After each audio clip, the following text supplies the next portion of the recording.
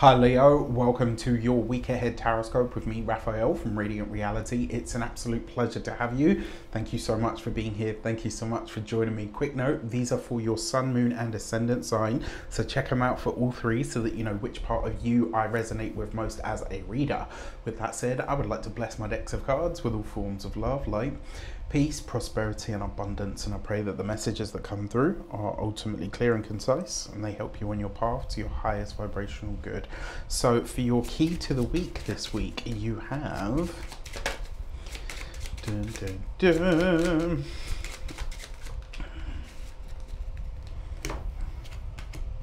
the Hermit card. All right, so first of all, yeah, like yes, this card does have an alone energy about it and can sometimes be a lonely energy, but truthfully speaking, this is where we withdraw from the world. So if you've been with me long enough, you know that I always say when the Hermit shows up, the High Priestess, your intuition has a message for you. The Hermit card is an instruction, right? It tells you that in order to hear your inner High Priestess or your own intuition speak, you need to quiet in your life, right? So have you noticed that life has been a bit hectic? That's one of the reasons that I never finished recording the Zodiac last week. For those of you that know, you know, you know, all of my hardcore ride or dies know what's been going on. So there is that. But yeah, like, so this week it really is about stripping it back to basics, slowing it all down, right? And really taking a good look at where you're at this moment in time, taking stock so that you're ready then to push on to the next level or the next stage. The other thing with the Hermit card, this actually alongside the High Priestess, they share something in common, and that is the need or the ability to strip something back to basics, right? So, sorry, a bit itchy eye there. So this week, you may find that that's kind of what really life is asking from you. And after what was, you know, a really hectic last 2 weeks, I think a lot of you will find that like a very welcome break, right? So it's like on this side of it, it's like, okay, you know what? That's great. I could use the chill time.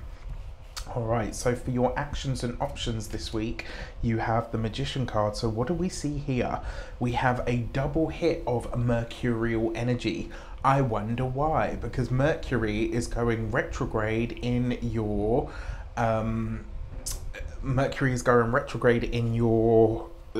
sign, right? Well, actually Mercury starts its retrograde in Virgo, and then we'll come back into the sign of interesting, right? Mercury, the Magician in Virgo, Hermit, right? So Mercury starts its retrograde there, but it's going to reverse all the way back into your sign to about 21 degrees, and then it's going to go direct. So the fact that you're having a Mercury retrograde that is going to affect you in a really big way, it makes total sense that you've got these very mercurial cards. Now, as an action and an option card, the Magician card is to remind you that really you do have the power. You have the power to affect change. You have the power to affect your life or to steer your life in the direction that you want it to go.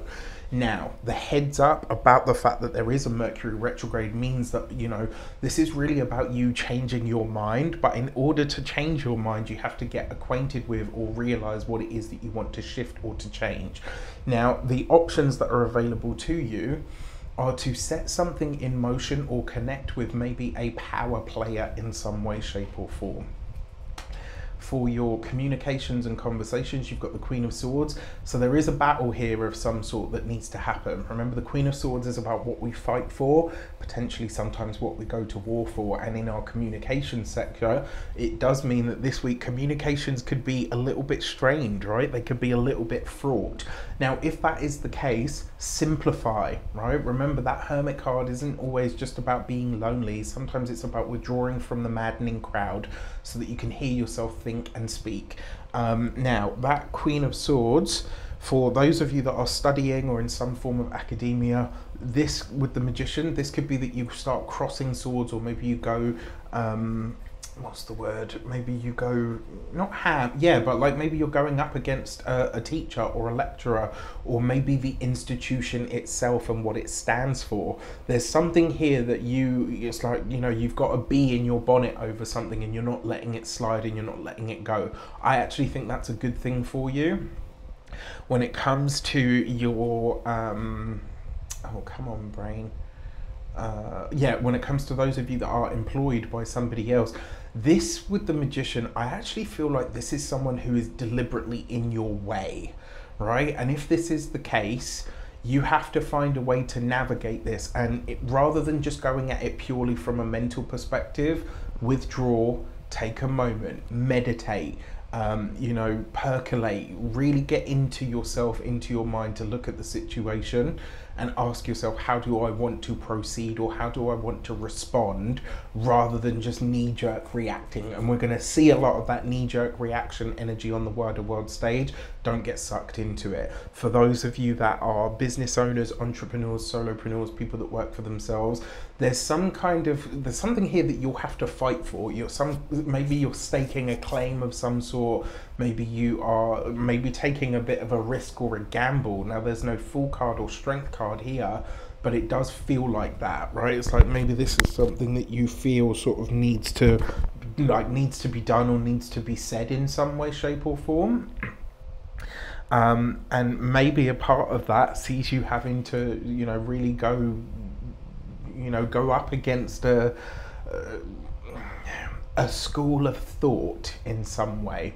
For those of you that are retired and no longer working, this is probably a challenge to the head of the family. So I wouldn't be surprised if maybe somebody starts to question the traditions that you have in your family, or the way that things have been done until now.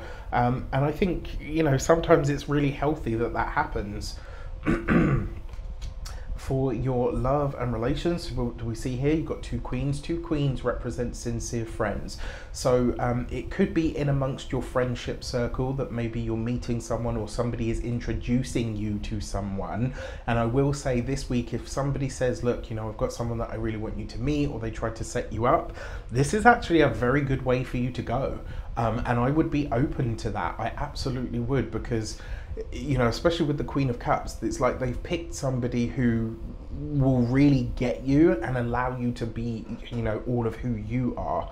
Now, so if you're single, be open to it, because it looks like you're already open to love at the moment anyway, but you're very in your head this week, and so you might miss the subtleties, right? If someone's sort of, you know, doing a bit of a flirt and all the rest of it, you might not see it because you're so in your head. So if somebody like a friend sort of points this out to you, you know, let that be the case. Now, for those of you that are partnered, married, or in long-term commitments, it's interesting because with the Hermit card of, you know, has a link to Virgo. Virgo cleans things up or makes it better.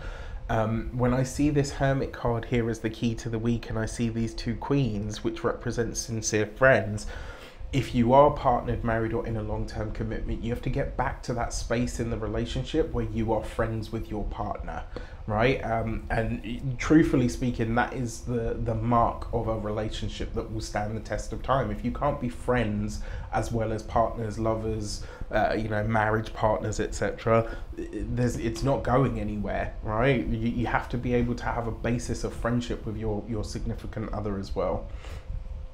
And then for your money and materials, you've got the 10 of Wands. So this could be the release of a burden, or this is the universe saying that whatever you thought you had to do on your own financially, actually you won't have to do much. You know, certainly by the end of the year, I think financially a lot of you will be in a very good or very strong space, and maybe one that you have already started to sort of work towards in some way.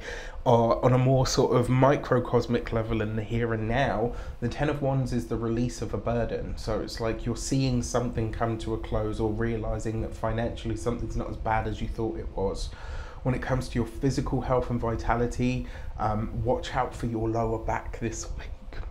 And then when it comes to your, home and environment, well, you know, look around. I've already moved, so this wouldn't surprise me, like if a lot of you are either changing location or completing a home move, but also it looks like a lot of you are pulling away from or maybe retreating to your, you know, to your lion's den, if you like. And that's just to sort of regroup more than anything else. I really feel like that's what you need at the moment. But that Magician card, right, act as if, is kind of what I'm hearing and what I'm seeing. With that said, I totally forgot. Happy damn birthday to you. I truly hope you have a wonderful solar return. Remember to fill the day of your birthday with a little bit of everything that you want the whole year ahead to have in it. With that said, take care and I'll see you soon.